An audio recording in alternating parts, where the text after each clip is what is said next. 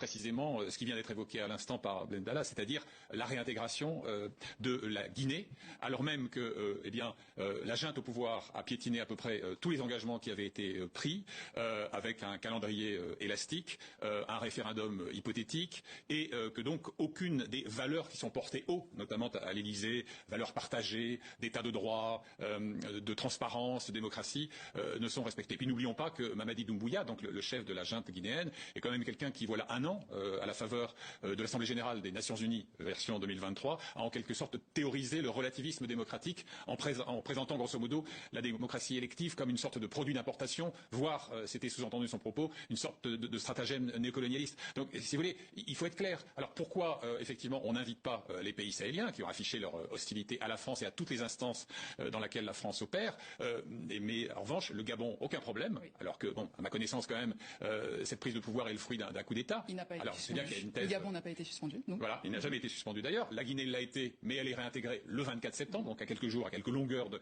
sommet. Donc comment voulez-vous être crédible, recevable, quand vous prétendez, encore une fois, incarner et porter haut ces valeurs, si vous avez une posture aussi insolite que celle que je viens de dépeindre?